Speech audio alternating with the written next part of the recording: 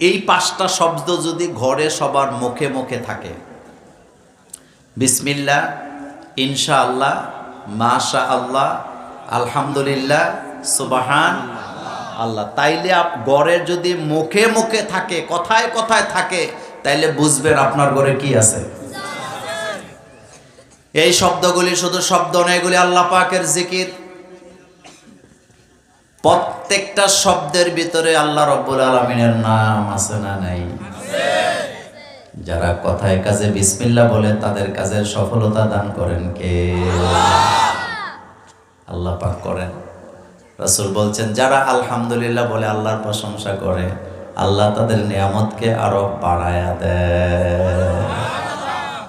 অতিপ্ত আত্মাকে, আত্মা জাহান্নামে যাবে। বলেন, অতিপ্ত আত্মা কোথায় যাবে? দেখবেন কিছু লোক আছে ফাই নেই, খাই নেই, জীবনে কোনো সুখই দেখি না, তো তুই বিষ খেয়ে মরি যা। জীবনে বলে সুখ দেখে নাই। এ কথা কি সত্য? আসল কথা কি জানেন? আমরা মানুষেরা এতটা অকৃতজ্ঞ, আমরা দুঃখের বিষয়গুলা হিসাবে রাখি, ডায়েরিতে লেখি, কিন্তু হাজার হাজার ঘন্টা যে আল্লাহ আমাদেরকে সুখ দিয়ে, নিয়ামত দিয়ে ভর্তি করে রেখেছেন, ওই সুখের কথাগুলি আমরা ভুলে যাই। অকৃতজ্ঞ। বলেন কি? আল্লাহ বলেন, লা ইন শাকারতুম লা আযীদান্নাকুম ওয়া লা ইন কাফারতুম ইন্না আযাবি লাশাদীদ। তোমরা যদি আমার নিয়ামত খাওয়ার পরে শুকরিয়া করো, আমি আল্লাহ তোমাদের জন্য নিয়ামত বাড়ায় দেব। তোমরা যদি না শুকর করো, আমি আল্লাহর পক্ষ থেকে তোমাদের জন্য আযাব আর গজব আছে না না। তো আজকে এই মাহফিলটি যেন আল্লাহ সর্ব অঙ্গে সর্ব সাকল্যে যেন আল্লাহ কবুল করেন, আমরা বলি আমিন। আমার কলেজের ভাইয়েরা, আমি সরাসরি আলোচনায় যেতে চাই। খুব লম্বা কথা বলবো না, একটি আয়াত থেকে যতটুকু বলা যায়। এই পৃথিবীতে আসলে আমরা কেউ ছিলাম না, ছিলাম না, আমরা অস্তিত্বহীন ছিলাম। আল্লাহ পাক আমাদেরকে অস্তিত্ব দিয়েছেন।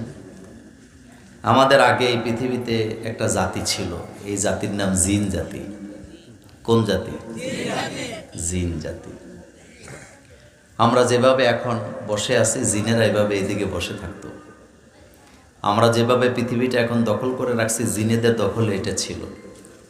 এক কথায় যদি বলি, আমাদের আগে, আদমের আগে এই পৃথিবীতে রাজত্ব ছিল জিনদের। এখন রাজত্ব কার?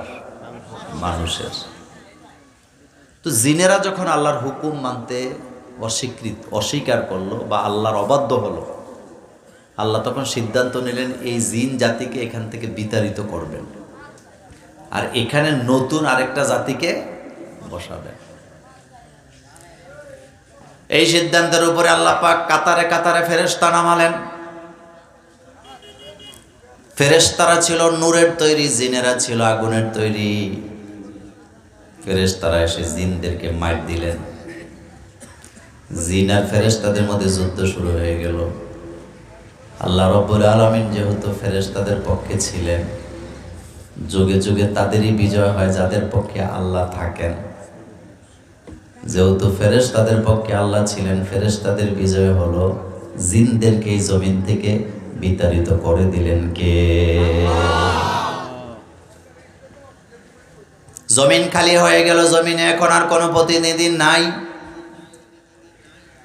আপনারা যারা ফসলের জমির মালিকানায় আছেন, ফসলের জমিন কিন্তু আপনি খালি রাখেন না। 3 বছর যদি আপনি একাধারে ফসল না ফলান, 3 বছর পরে যায় এটা জমিন পাবেন না জঙ্গল পাবেন? আল্লাহ তো আল্লাহর জমিন খালি রাখবে না। আল্লাহ সমস্ত ফেরেশতাদেরকে ডাকাইছে।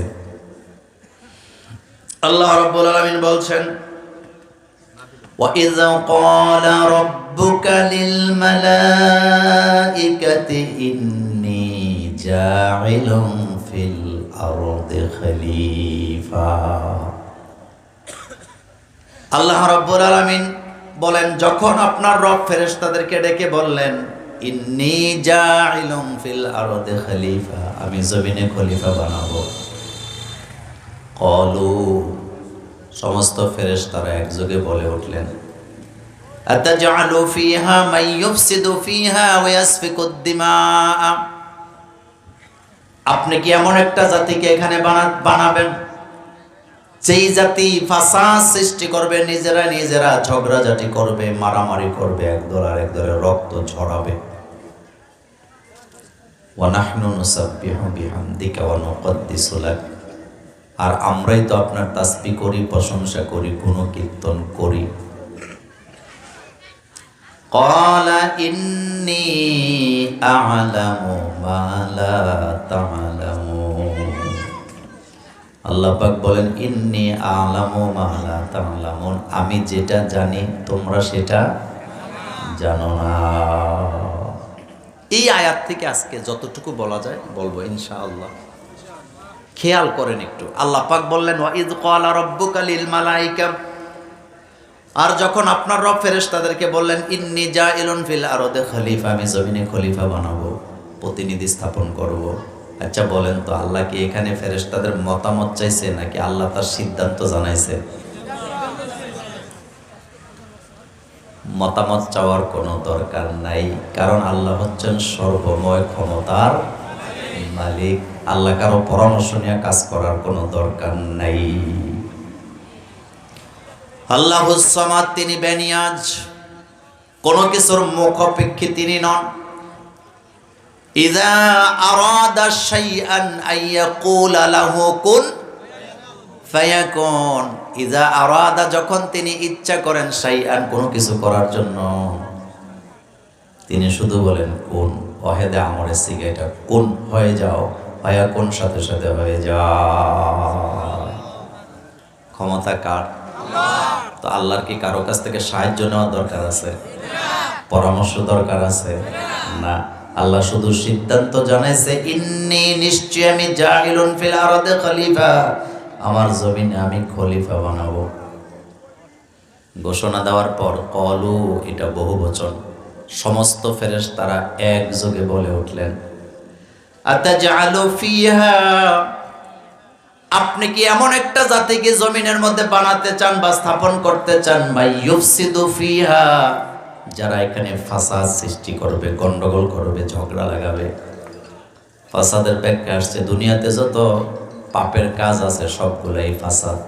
তারা বাই হইয়া বাইয়ের জমি দখল করবে, বাই হইয়া বাইয়ের রাস্তা বন্ধ করে দিবে, এক ভাই আরেক ভাইয়ের সম্পদ হরণ করবে, একজন আরেকজনের সম্পদ লুণ্ঠন করবে, তারা গীবত করবে, তারা পরনিন্দা করবে। কথাগুলা কার? আতাজআলু ফিহা, আপনি কি এমন একটা জাতিকে এখানে বানাবেন যারা ফাসাদ করবে, বাই হইয়া বাইয়ের রাস্তা বন্ধ করে দিবে, আপন মার পেটের বাই হইয়া নিজের বাইয়ের রাস্তা দিতে চায় না, এমন ভাই আমাদের হাজীগঞ্জে একজনও না। তবে এই এলাকায় নাই। কথা আসতে কর, এই এলাকায় নাই। এটা ফাসাদ। বলেন এটা কি? ফাসাদ। বিচারার্থার করতে যায় গোশ খাওয়া, এটা ফাসাদ। এক জায়গার কথা নিয়ে আরেক জায়গায় লাগায় পেঁচ লাগানো, এটাও ফাসাদ। এটা কি? ফাসাদ। আতাজআলু ফিহা, আপনি কি এমন একটা জাতিকে এখানে বানাবেন, ওয়াসফিকুদ দিমা, তারা একজন আরেকজনের রক্ত ঝরাবে। কি করবে? আরো জোরে কর না। বাই হয়ে বাইয়ের রক্ত ঝরাবে। এক জাতি আরেক জাতির রক্ত জড়ায় কি জড়ায় না? বাংলাদেশে এমনও জেলা আছে রক্ত ঝরাবার জন্য, মানুষ মারার জন্য, মারামারি করার জন্য ডেট দেয়, তারিখ দেয়, মাইকিং করে। এমন মারামারি বাংলাদেশের বিভিন্ন জেলায় আছে না? না,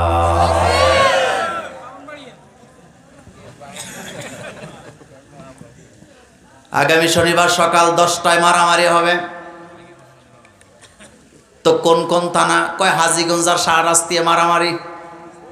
আচ্ছা, আপনারা যারা হাজীগঞ্জে বাস করেন বলেন তো, হাজীগঞ্জে যারা আছে তারা আদমের সন্তান কিনা? তো শাহরাস্তি যারা আছে তারা কার সন্তান? তো বাই হয়ে বাইয়ের রক্ত জড়াবে, তারিখ দিছে, ডেট দিছে, সকাল 10টায় মারামারি। মারামারি শুরু হয়ে গেছে। যুবক পোলাপাইনার 999-এ ফোন দিছে। 999-এ ফোন দেয় কারে? কত কেন? পোলাপাইনে কয় তাড়াতাড়ি আসেন। শাহরাস্তি থানায় আর হাজীগঞ্জ থানায় মারামারি লাগছে, রক্তপাত হবে, মানুষ মারা যেতে পারে। পুলিশ এত ভালো, বাংলাদেশের পুলিশ কয় মারামারি থামলে ফোন দিস। কারণ বাংলাদেশের পুলিশ ঘটনাস্থলে যায় না ততক্ষণ লাশ পড়ে না, যতক্ষণ লাশ পড়ার পরে ওই লাশের থেকেও ঘুষ খায় এমন ঘুষখোর বাংলাদেশে আছে না?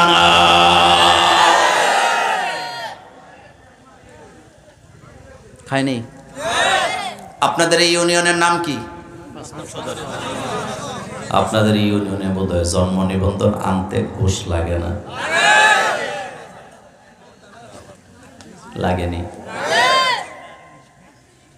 আতাজালুফি, আপনি কি এমন একটা জাতিকে এখানে স্থাপন করবেন মাইয়ুফসিদু ফিহা ওয়া ইয়াসফিকুদ দিমা, তারা ফাসাদ করবে, মারামারি করবে, গন্ডগোল লাগাবে, যে দিক দিয়া শুই যায় না ওই দিক দিয়া কুড়াল চালায়া দিবে।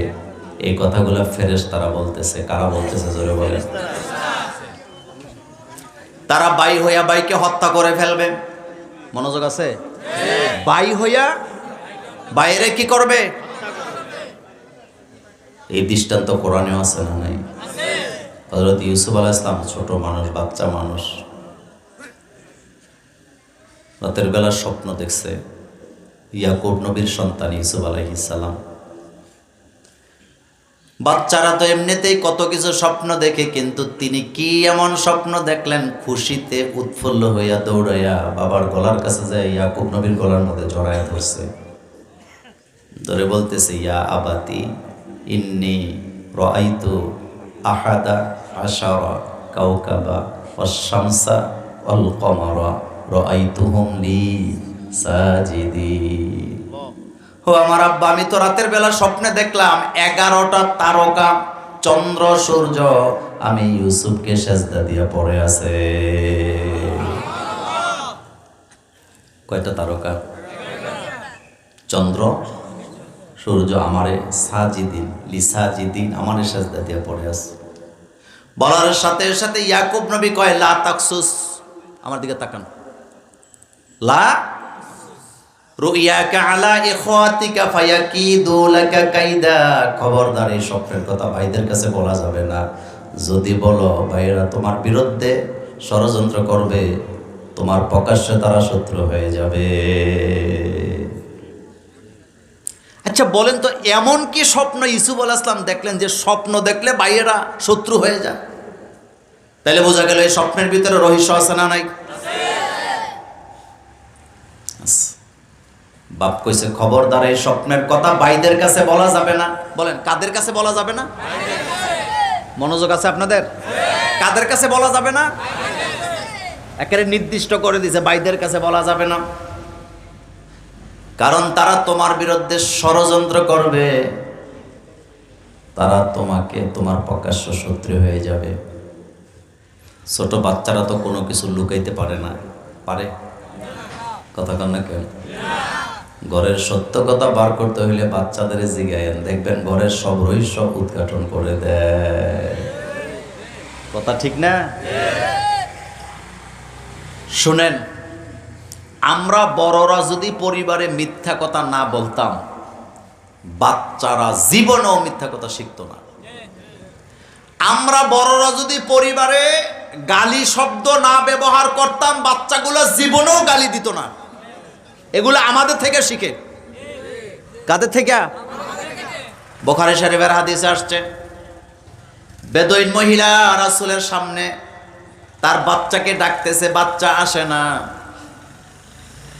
মহিলা তার হাতটাকে এভাবে মুঠ করে বাচ্চার দিকে এভাবে উঠায় বলতেছে, আমি মজা দেব, তুমি আসো, আমি মা তোমার কাছে, তোমার জন্য মজা রাখছি হাতের ভিতরে। বলার সাথে সাথে বাচ্চা দৌড়ে আসে। এই অভ্যাস আমাদের মধ্যে আছে না নাই? বাচ্চাটা দৌড়ে এসে মায়ের হাতটা ধরে হাতটা খুলছে, খুলে হাতের দিকে তাকায় দেখে হাতের মধ্যে কিছু নেই। বাচ্চাটার মনটা ভেঙে গেছে, চেহারাটা কালো হয়ে গেছে।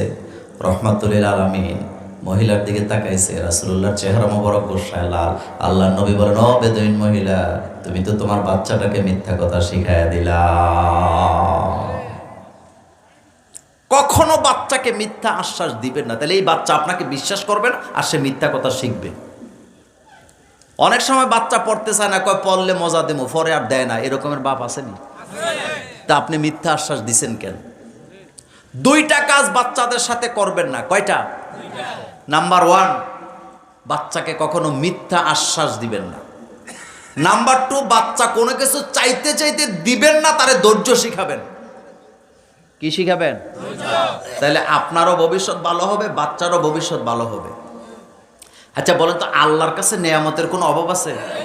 কিন্তু আল্লাহ কি বান্দারে চাইতে চাইতে দেয় না, ধৈর্যের পরীক্ষা নেয়? কথা বল না কেন? বাচ্চাকে কখনো চাইতে চাইতে কিছু দিবেন না, ধৈর্যের পরীক্ষা নিবেন, ধৈর্য শিখাবেন। আর আমরা একটা চিপস চাইলে 10টা ইন্ডা দেয়, একটা জুসের কথা বলে প্যাকেট নিয়ে আসে, এরকমের আল্লাহর আছে না নেই? এই পরিবারের লোকজন তেমন একটা মানুষ হওয়ার সম্ভাবনা নাই। শোনেন, এত আদর ভালো না। আমি যেই ফ্যামিলিতে আমার জন্ম, একের কষ্টের কথা, দুঃখের কথা বলি আর কি, ছোটবেলার দুঃখ, এখন না। এমন ফ্যামিলিতে জন্ম নিছি, স্কুলে যদি মাইর খাইতাম স্যারদের হাতে, বাসায় এসে বলতাম না, কারণ বললে আবার মাইর দিব। বুঝছেন নি? কি দিব? কব মাইর খাইলি কেন? রাস্তাঘাটে ছোটবেলায় ঝগড়া কে না করছেন? করছেন না ঝগড়া?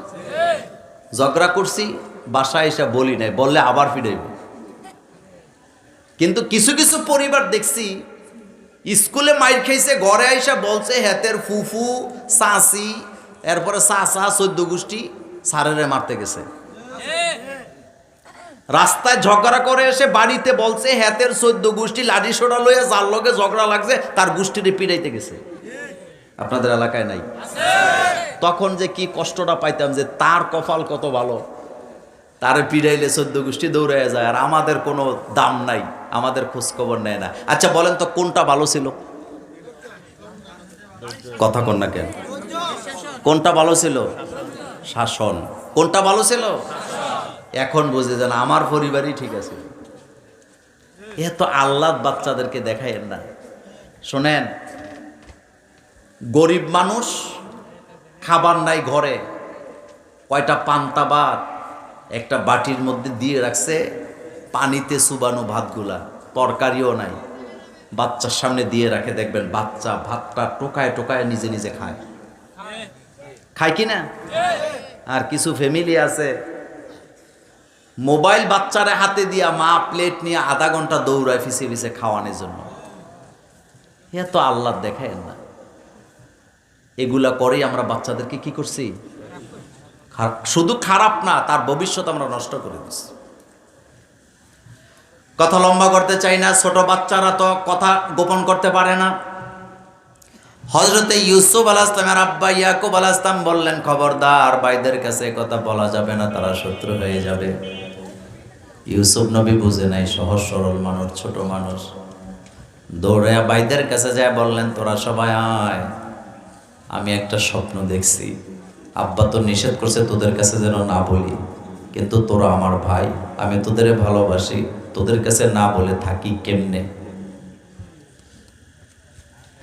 ভাইয়েরা বলতেছে, তুমি কি স্বপ্ন দেখলাম? ইউসুফ আলাইহিস সালাম বললেন, রাআইতু আহাদা আশারা কাওকাবা ওয়াশ-শামসা ওয়াল কামারা রাআইতুহুম লি সাজিদিন। আমি স্বপ্নে দেখলাম 11টা তারকা আমাকে সেজদা দিয়ে পড়ে আছে, সাথে চন্দ্র সূর্য আছে। বলার সাথে সাথে বড় ভাইটা বাকি ভাইদেরকে ডাকে অন্যদিকে নিয়ে সবাইকে বলতেছে, এই স্বপ্নের তাবির কিন্তু বেশি একটা ভালো না। এই স্বপ্নের মানে হলো ইউসুফ নবুয়ত পাবে, কিন্তু আমরা নবী হতে পারবো না। অথচ ইউসুফ ও ইয়াকুব নবীর সন্তান, আমরাও ইয়াকুব নবীর সন্তান। এই স্বপ্নের তাবির হলো ইউসুফ নেতা হবে, আমরা নেতৃত্ব পাবো না। এই স্বপ্নের তাবির হলো ইউসুফ মিশরের ক্ষমতা পাবে, কিন্তু আমরা পাবো না।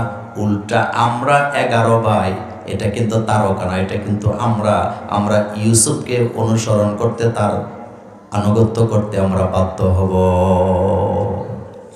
মনোযোগ আছে আপনাদের? স্বপ্নের ব্যাখ্যাই হলো এই যে 11টা তারকার কথা বলছে, তারকা মূলত তারকা না, 11 তারকা মানে 11 ভাই। মোল্লার কথা না আল্লাহর কথা? তো আমরা ইউসুফকে মানতে হবে। ইউসুফ নেতা হবে, আমরা নেতা হইতে পারবো না। ইউসুফ নবুয়ত পাবে, কিন্তু আমরা পাবো না। মিশরের প্রেসিডেন্ট ইউসুফ হবে, আমরা হতে পারবো না। আমরা তার বাধ্য আনুগত্য থাকা লাগবে। এটা হতে পারে না, কারণ আমরা বড়, সে ছোট, এটা করতে দেওয়া যায় না। সিদ্ধান্ত একটাই নাও, ইউসুফকে দুনিয়া থেকে সরায়া দাও। আচ্ছা, এখানে ইউসুফ আলাইহিস সালামের কোনো দোষ ছিল? কথা কর না কেন? কোনো অপরাধ ছিল? কিন্তু ভাইয়েরা তো সিদ্ধান্ত নিলেন ভাইকে মেরে ফেলতে হবে। ভাই হইয়া ভাইকে হত্যা করতে চায় স্বপ্ন দেখার কারণে। কারণ ছিল তিনটা। জোরে বলেন কয়টা? এক নম্বরে নবুয়ত, সম্মান। 2 নম্বরে নেতৃত্ব। 3 নম্বর ক্ষমতা, রাষ্ট্র ক্ষমতা। এই 3 কারণে এখনো ভাই হইয়া ভাইয়ের হত্যা করে, মানুষ হইয়া মানুষের রক্ত জড়ায়। এই ঘটনা বাংলাদেশেও আছে না? এই পৃথিবীতে যুগে যুগে ক্ষমতা টিকাবার জন্য সবচেয়ে বেশি মানুষ হত্যা করা হয়েছে। জি।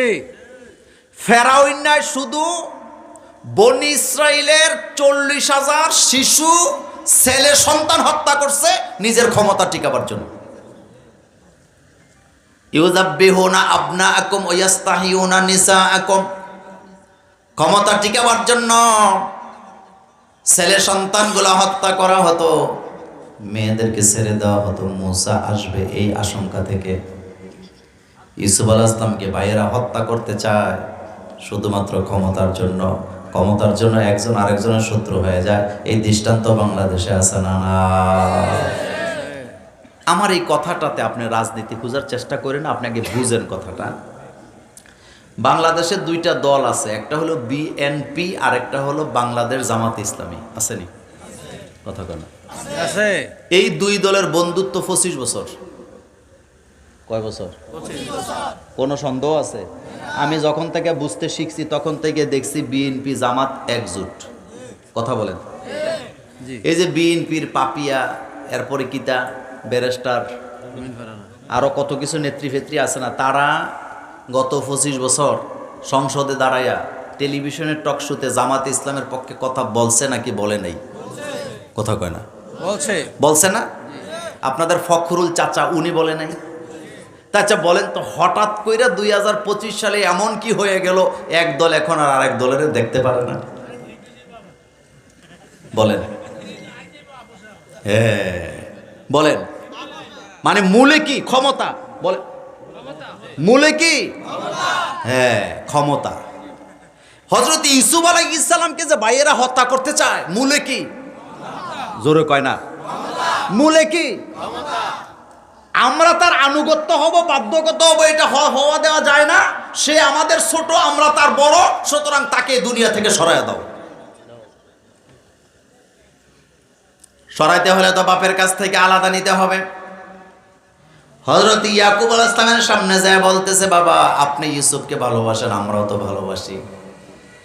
আপনি ইউসুফকে আদর করেন, আমরাও তো করি। আমাদের সাথে ইউসুফকে দিয়ে দেন, আমরা তাকে নিয়ে মাঠে যাব, তার সাথে খেলবো, তাকে আনন্দ দিব, আনন্দ নেব। আমি কি গল্প শোনাইতেছি না কোরআন শোনাইতেছি? এই কথাগুলো হুবহুব কোরআনে আছে না নাই?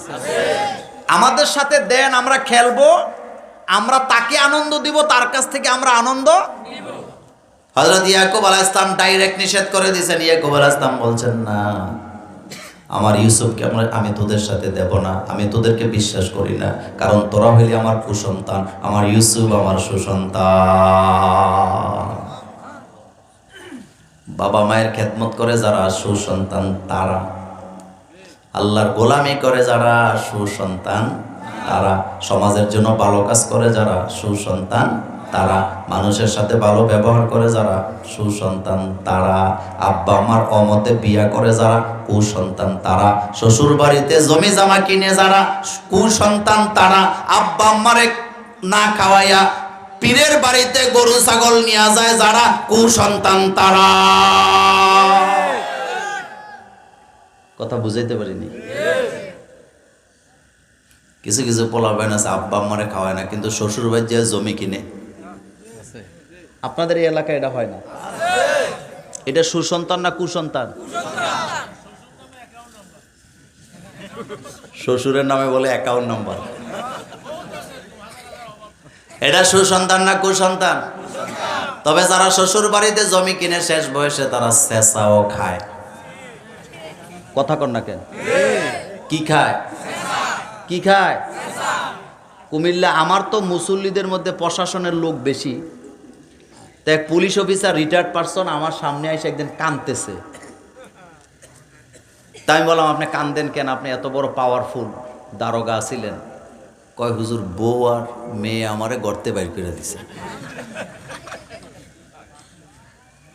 তা আমি বললাম, এটা কোনো কথা হইল? আপনি যান, আপনি যাই আবার তাদেরকে ঘর থেকে বের করে দেন। কয়, হুজুর দেমু কেমনে? বাড়ি তো আমার নামে নাই। আমি কইলাম, কার নামে? কয়, এটা তো বউর নামে। বোকা মানুষ ছাড়া বউর নামে সম্পদ কিনে না। কথা কি ঠিক? শোনেন, আপনি বিদেশ গেছেন না, 12 লাখ টাকা বাপের অ্যাকাউন্টে দিছেন। হতে পারে 2 লাখ টাকা বাপ তো আপনার ভাই বোনকে দিয়ে দিবে, কিন্তু 10 লাখ টাকা আপনি পাবেন। কিন্তু বউর অ্যাকাউন্টে 12 লাখ দিছ, হতে পারে তুমি যেদিন আসবা তার আগের দিন আরেকজনের হাত ধরে 12 লাখও নাই, জিনিসপত্রও নাই, বাচ্চাদেরকে এতিম করে ফুটুস। এমন ঘটনা বাংলাদেশে নাই? কক্সবাজারের চকরিয়ায় বোন নামে বাড়ি করছে, অ্যাকাউন্টে কোটি কোটি টাকা দিছে। যেদিন বিদেশ থেকে এসে পরের দিন পিঠে মেরে ফেলেছে। আচ্ছা বলেন তো, সম্পদ যার কাছে থাকে ক্ষমতা তার না? এর জন্য ইসলাম এত সূক্ষ্ম বিচার করছে। কোরআনের আইন হলো, বাপ মারা যাবে না যতক্ষণ ছেলে মেয়ে সম্পদের মালিক হবে না। কারণ বাপের নামে সম্পদটা থাকলে বাপের মর্যাদা আছে না নাই? বুড়া বয়সে মৃত্যুর আগে কারিবুল মাউত, আরজালিল উমর যেটাকে বলেন, ওই সময়টাতে যেই বাপ মা সন্তানের নামে ছেলে মেয়ের নামে জমি জমা লিখে দিয়ে দেয়, তারাই সবচেয়ে বেশি কষ্ট পায়। কথা আসতে কয়, কথা ঠিক না? আল্লাহ কিন্তু এই কথা বলে নাই যে তুমি মৃত্যুর আগে সম্পদ দিয়ে দাও। আল্লাহ বলছে এটা তোমার কাছে থাকবে, তুমি মরার পরে কোরআনের আইন অনুযায়ী বন্টন হবে। কিন্তু আপনারে তো আল্লাহ কেন, আপনি তাকে দিয়ে দেন। হযরত নুমান ইবনে বাশির রাদিয়াল্লাহু তাআলা আনহু রাসূলের দরবারে এসে বললেন, রাসূল আমি আমার বাচ্চাকে কিছু সম্পদ দিতে চাই। রাসূল বললেন, তোমার কি আর কোনো সন্তান নাই? কয়, হুজুর আমার তো আরো সন্তান আছে। আল্লাহ নবী বললেন, একজনকে দেওয়া যাবে না, সকলকে সমানভাবে দিতে হবে। যেই বাপ এক সন্তানকে বঞ্চিত করছে, বাকিদেরকে দিয়ে দিছে, আচ্ছা বলেন তো রাসূলুল্লাহর ফতোয়ায় এই বাপ জান্নাতি না জাহান্নামী? আসতে কইছেন। যেই বাপ গোপনে যাইয়া সম্পদ লেখা দেয়, এই বাপ জান্নাতি না জাহান্নামী? একজনের ঠকায়া আরেকজনরে জিতায় দিয়ে গেছেন।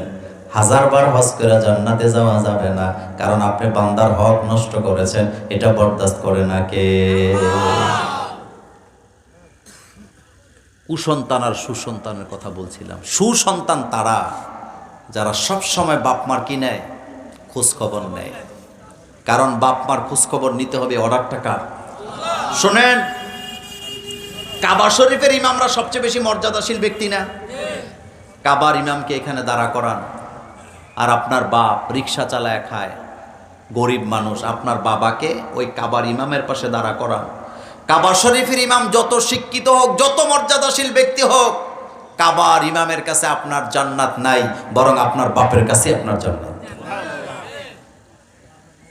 রানী এলিজাবেথ পৃথিবীর সবচেয়ে পাওয়ারফুল মহিলা ছিলেন, যার কোনো পাসপোর্ট লাগে না। আমেরিকার প্রেসিডেন্টেরও পাসপোর্ট লাগে কোথাও যাইতে, ইংল্যান্ডের প্রধানমন্ত্রীরও কি লাগে, কিন্তু রানী এলিজাবেথের কোনো পাসপোর্ট লাগতো না, এত পাওয়ারফুল। যত মর্যাদা পাওয়ারফুল হোক, এখানে দাঁড়া করান। আপনার মাকে তার পাশে দাঁড়া করান। রানী এলিজাবেথের যত ক্ষমতা থাকুক, তার পায়ের নিচে জান্নাত পাবেন না, কিন্তু আপনার মায়ের পায়ের নিচে জান্নাত আছে না? না। হুমা জান্নাতুকা ও নারুকা। হুমা, এই দুইটাই তোমার জান্নাত, এই দুইটাই তোমার। হযরত ইয়াকুব আলাইহিস সালাম বলেন, তোরা হইলে আমার কুসন্তান, আমার ইউসুফ আমার সুসন্তান, আমি তোদের বিশ্বাস করি না। বারবার যায়, বারবার ডেলি একবার যায়। হযরত ইয়াকুব আলাইহিস সালাম বিরক্ত হয়ে একদিন ছেলেরে তাদের সাথে দিছে। দেওয়ার সময় বলে দিছে, আমি দিচ্ছি ঠিক, কিন্তু আমার মন ভালো কিছু সাক্ষী দেয় না। 10 ভাই মিলে ইউসুফ নবীকে মাঠের মধ্যে নিয়ে গেছে। এত সুন্দর নবী ছিলেন ইউসুফ আলাইহিস সালাম। ইউসুফ আলাইহিস সালামের রূপের কথা কোরআনে আছে না? না, শানিদা কায় বুয়াদ মানেন দে দিদা, শানিদা কায় বুয়াদ মানেন দে দিদা, তোরা দিদা ও ইউসুফরা শানিদা। ইউসুফ আলাইহিস সালামকে যারা দেখে নাই তারা আন্দাজও করতে পারবে না ইউসুফ নবী কত সুন্দর ছিল। এত সুন্দর বাইকে মারা যায়, কথা কন না কেন? মারা যায়, কিন্তু 10 জনে মিলে একজনকে পিড়াইতেছে। সবার হাতে বড়ই গাছের কাঁটাযুক্ত ডালা আঘাত করে। ইউসুফ নবী তো জানে না কেন মারে। একটার গলায় জড়ায় ধরে বলতেছে, ভাই তোরা না মার, ভাই আমারে কেন মারস, আমার অপরাধটা কি? কিছুই কয় না, মারতেছে। আরেকজন মারে, আরেকজন মারে, জারে ধরে আরেকটার কাছে যায়, আরেকজন মারে, পুরো শরীরটা রক্তাক্ত করে দিছে। 10 জন গোল হয়ে বৈশা একজনকে মাঝখানে ফেলে পিটাইতেছে। আচ্ছা বলেন তো, যারা পিটায় তাদের মনের ভিতরে কি কোনো ভালোবাসা আছে?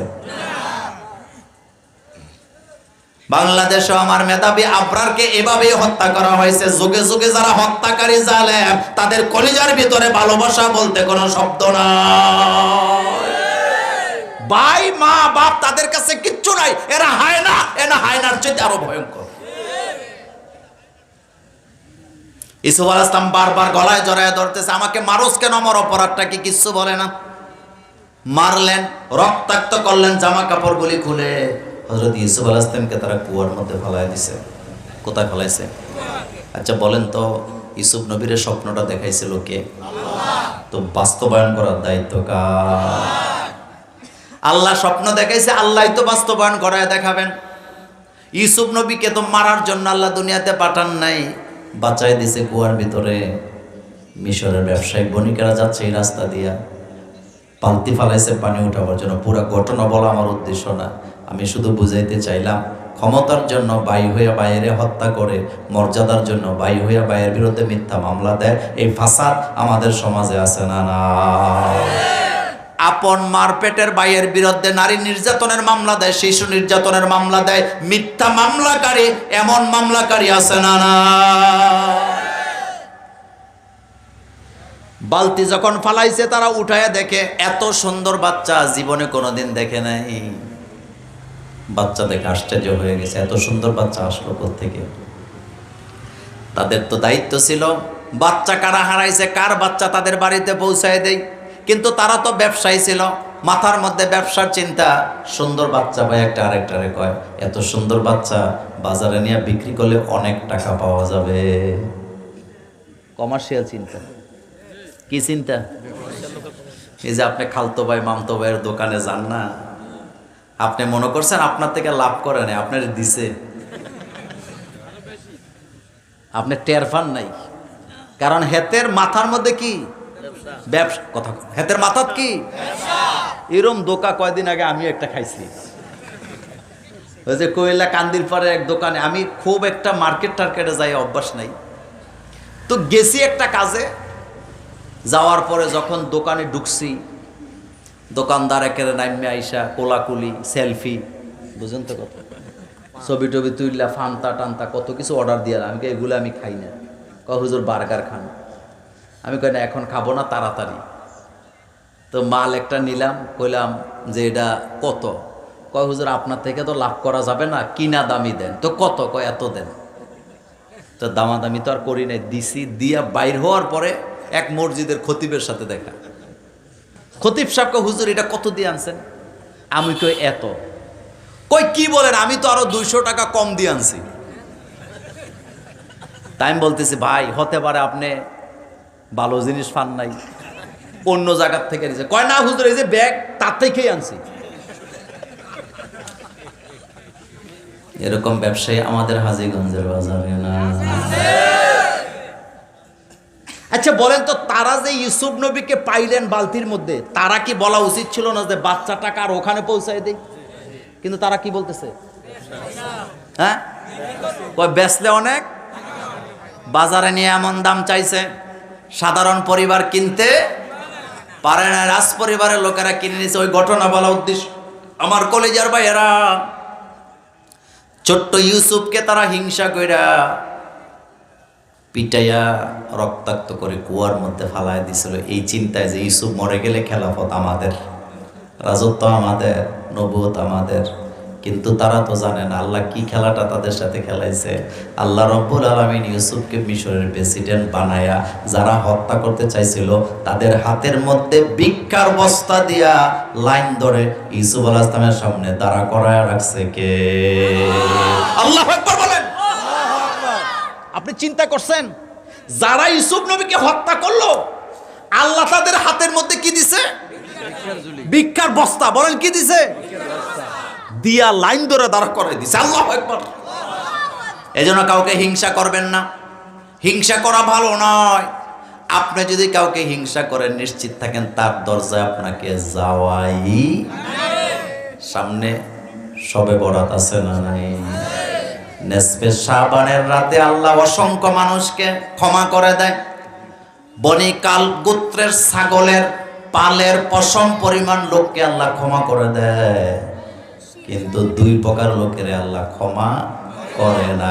এক নাম্বার যারা হিংসা করে তাদেরকে আল্লাহ ক্ষমা করে না, আর দুই নাম্বারে যারা শিরিক করে তাদের জন্য ক্ষমা না। আল্লাহু আকবার বলেন। সবে নেসফে শাবানে কয় প্রকার লোকের আল্লাহ ক্ষমা করবে না? জিলাপি নিয়ে গেলেও না, জামা কাপড় দুইয়া নতুন পাঞ্জাবি গায়ে দিয়া মসজিদে গেলেও ক্ষমা নাই, সারা রাত বসে থাকলেও মসজিদে ক্ষমা নাই। যদি হিংসা থাকে আর যদি শিরিক করে থাকে এই লোকের জন্য ক্ষমা নাই, ক্ষমা নাই, ক্ষমা নাই। মনোযোগ আছে আপনাদের? কিন্তু যারা হিংসা নাই, যাদের শিরিক করে না যারা, তারা যদি ওই রাত্রে জাগ্রত না হয় তবুও ক্ষমা করে দেবে কে? বুঝছেননি কথা? হিংসা নাই, শিরিক নাই, মাপ। এই রাত্রে জাগলেও মাপ, না ঘুমাইলেও। কিন্তু হিংসাও আছে, শিরকও আছে, সারা রাত জাগলেও লাভ হবে না, 50টা গরু জব করলেও লাভ হবে না, জিলাপি খাইলেও লাভ হবে না। আপনারা কি রাগ করতেছেন? কষ্ট পাইতেছেন? কথা কি বুঝে আসছে? কয়টা কাজ করা যাবে না? এক নাম্বার হিংসা বোধহয় নাই। আল্লাহ পাক বলছেন আলা তুসাইর খাদ্দাকা লিন্নাস, মানুষকে নিচু চোখে দেখবা না। আমাদের মধ্যে এই স্বভাব আছে না নাই? আপনি ঢাকার শহরে কোটিপতি, কোটি কোটি টাকার মালিক আপনি, কিন্তু এলাকার জনগণের সাথে আপনার কোনো সম্পর্ক নাই। গরিব লোকদেরকে 10টা টাকা দিয়েও সাহায্য করেন না, কিন্তু নিশ্চিত থাকেন আপনি মরার পরে এই মানুষগুলাই আপনার কবর করবে, এই মানুষগুলো আপনাকে পালন ধরে কবরে নামাবে।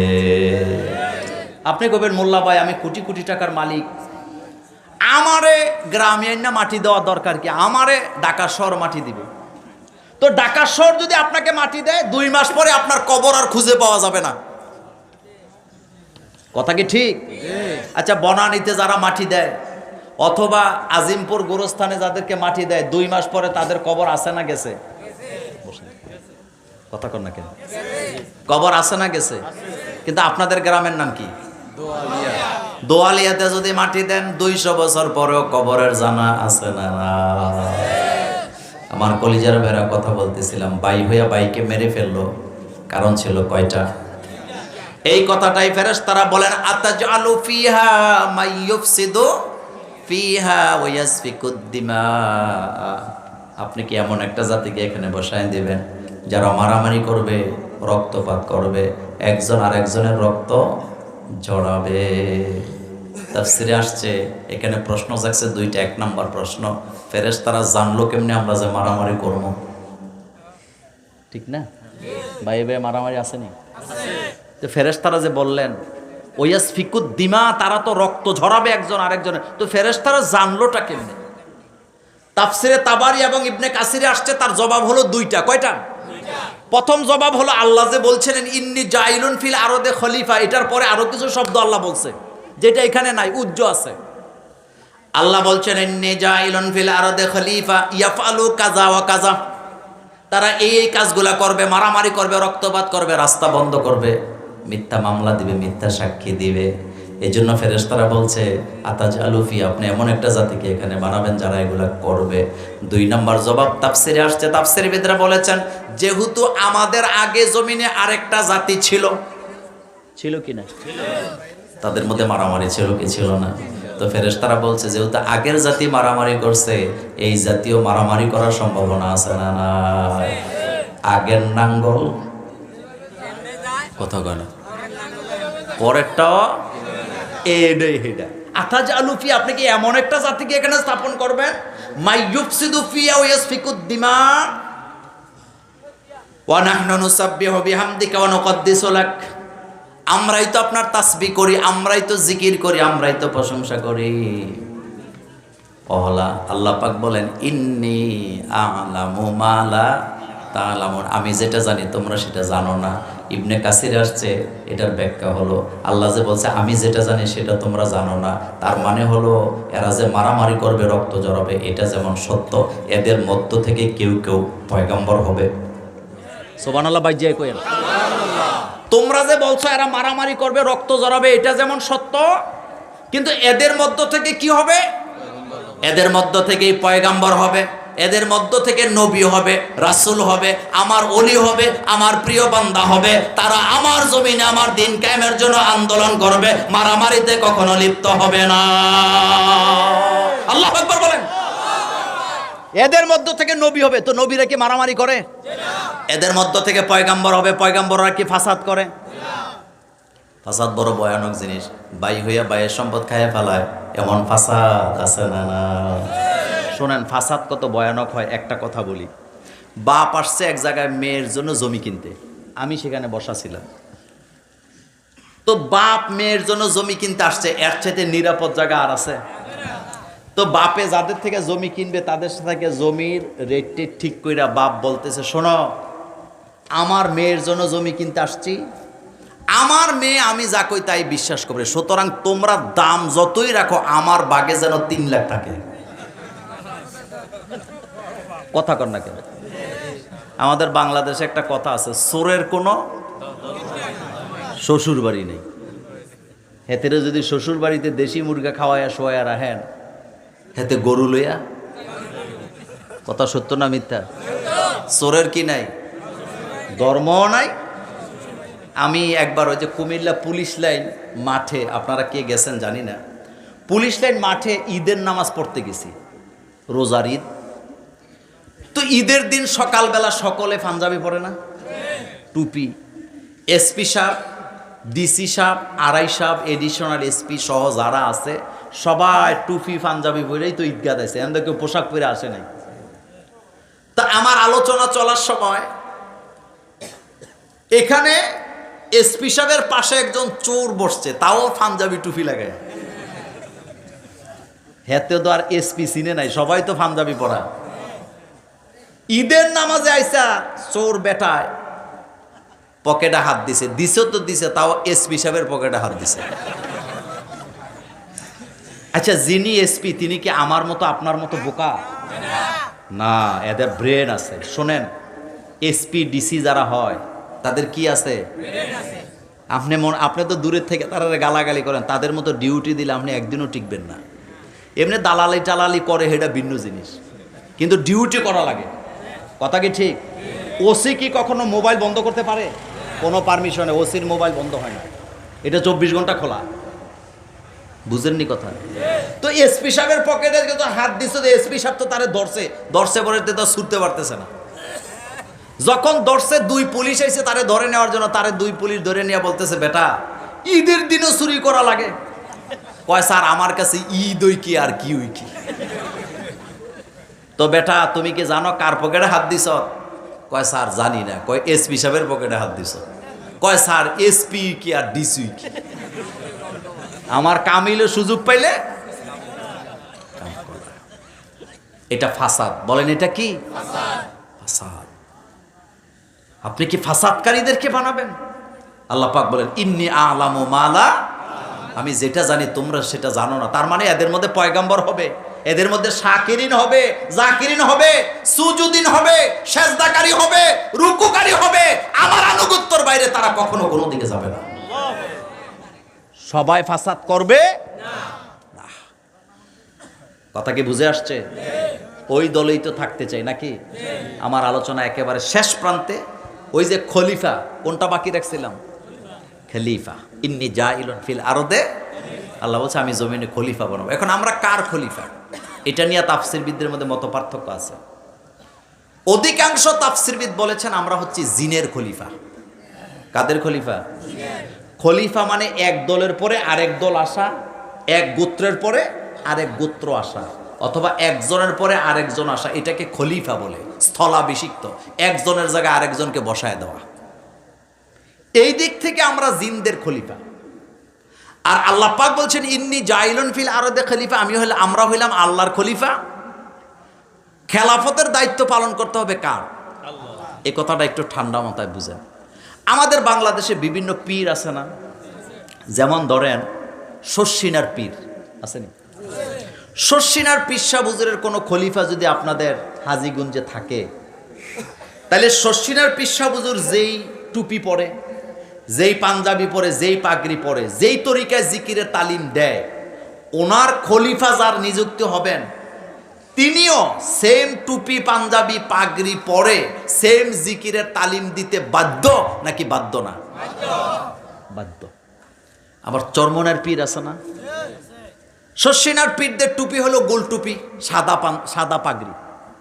কিন্তু চরমনের পীরদের টুপি হলো পাঁচকল্লি, পাগড়ি হলো সবুজ কালারের, পাঞ্জাবি হলো গোল পাঞ্জাবি। আবার শর্ষিনার পীর সাহেবদের পাঞ্জাবি গলা কাটা, গলার মধ্যে কি থাকে না? কলার থাকে না।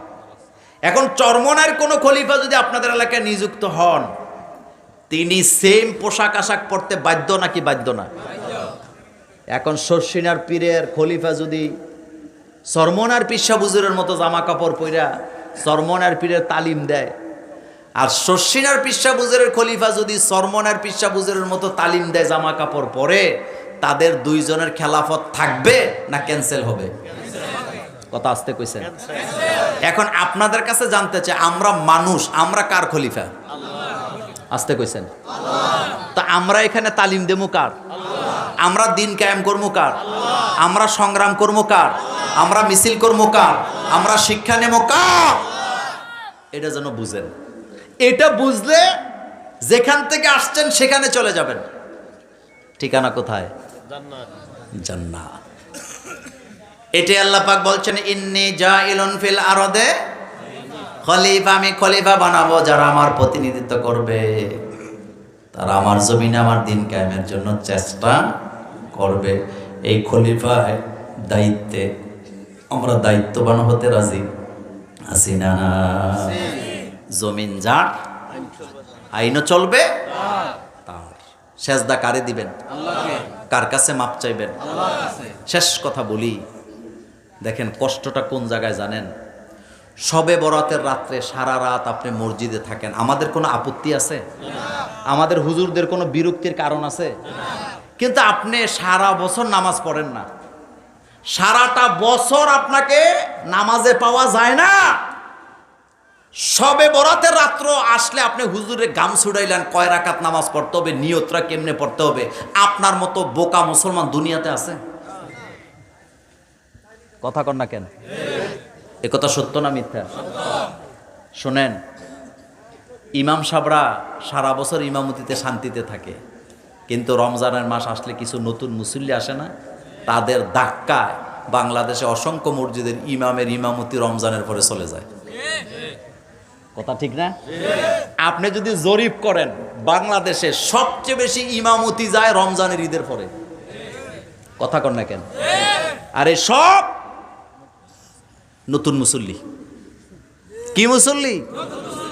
নতুন মুসল্লি। এক ওয়াক্ত ফরজ নামাজ গুরুত্বপূর্ণ না 100 বছর নফল নামাজ গুরুত্বপূর্ণ? এটা যেন মনে থাকে। এটা যেন নামাজ কয় ওয়াক্ত পড়বেন? কয় ওয়াক্ত? বাড়িতে না মসজিদে? একা না জামাতে? রাসূল বললেন আজান হয় মসজিদে কিন্তু জামাতে যায় না, আমার মন চায় ঘরটারে জ্বালায় দেই, কারণ এই ঘরের মহব্বতেই তো মসজিদে যায় না। আল্লাহ রাসূল বললেন মান তারাকা সালাতান মুতাআম্মিদান ফাকাদ কাফার,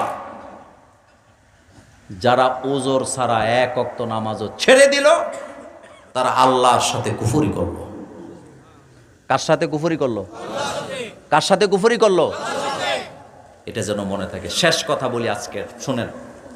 নামাজে যৌবন বয়সে কমতি ছিল, রোজায় যৌবন বয়সে কমতি ছিল, আল্লাহর কাছে মাপ চাইলে মাপ পাবেন, কিন্তু খবরদার পরের হক কয় না তো, পরের হক মাপ নাই, পরের হক মাপ নাই, ভাইয়ের হক মাপ নাই, বোনের হক মাপ নাই, ফুফুদের হক কি নাই, মানুষের টাকা পয়সা আইনা মাইরা দিছেন, মাপ নেই। কারণ আল্লাহ পাক এই গুনাহ ক্ষমা করবেন না। আল্লাহ যেন এই জাতিকে হেফাজত করেন, আমরা বলি আমিন। আল্লাহ যেন আমাদেরকে হেদায়েত দান করেন, আমরা বলি আমিন।